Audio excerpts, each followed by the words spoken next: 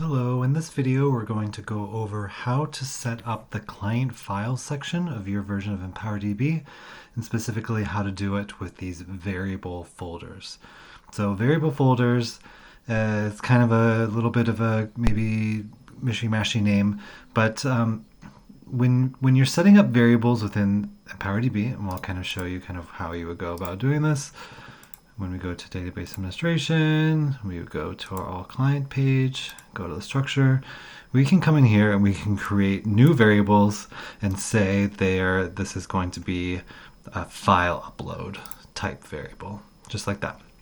Okay, when we create a new variable like this, it's going to show up as a folder in this client file section. And so you can kind of leverage kind of being able to say, I'm going to have one variable that we add to this information page that lets us collect, people's dental records within this information page. But then when we get to the client file section, it will be all grouped together in a certain folder for dental records. Okay, so just like that, maybe that's all you need. Maybe all you're doing is you're setting up all these different variables like this, and then you'll just know that it shows up as folders over here. But we also know that you have lots of situations where certain people might only need to have access to certain variables that get uploaded in EmpowerDB. So to do that, you would just go to this variable that we've created for file uploads and say edit variable permissions. And just by doing this, we can say, you should be familiar with this already, and say, like, maybe it's only people in the transitional housing program that need to be able to see all the fields that get added up into here, all the files that get added. So full permission that, and then view only, no other users. Okay, and so now that we've done this, we come back here, we reload, we do not see that folder. And that's because there could be lots of different folders in lots of different point in times and lots of different client files, and we just don't want to have a ton of clutter showing up for every single folder that doesn't exist, that doesn't have any files in it quite yet.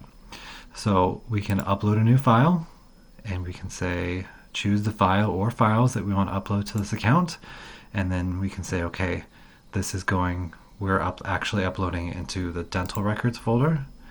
And then once this little lock symbol is telling us there's already some permissions on this file upload folder that we're putting it into, we probably don't want to set additional permissions below. So this little kind of bit is reminding people like, hey, this is already going to be set with being visible to only the transitional housing program. As per exactly what we just said here. So we probably don't need to set additional permissions down below. It's still an option because maybe for some reason this is some really specific thing, and we say, you know what, only I should be able to see this this file. And so doing that will make it so that the permissions set on this folder kind of don't apply anymore. Okay, but that's not what we want to do here. We want to listen to the little advice here and say we don't need to set any additional permissions. We're just going to upload this file into that dental record folder. Let's see if I can get a really quick one from my upload things. Okay, so now that we've uploaded this file, it shows up in the dental record folder. We see this little lock symbol.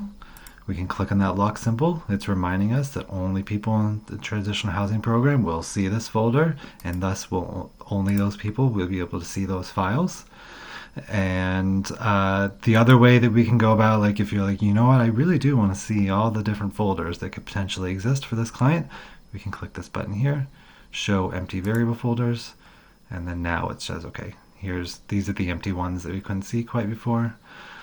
And if we want to say, well, I know I want to add something right to this housing document folder, we can click this upload button here and then select a file that's going to be preset to be uploaded into the housing documents. Okay, so that's a little bit about how it works and how to set up these fields. Just one more thing about these fields.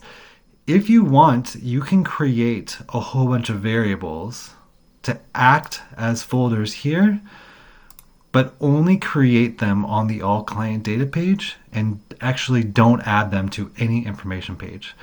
If you do that, I would suggest kind of maybe scrolling, taking this thing way down to the bottom, and kind of make a header just to kind of better organize things on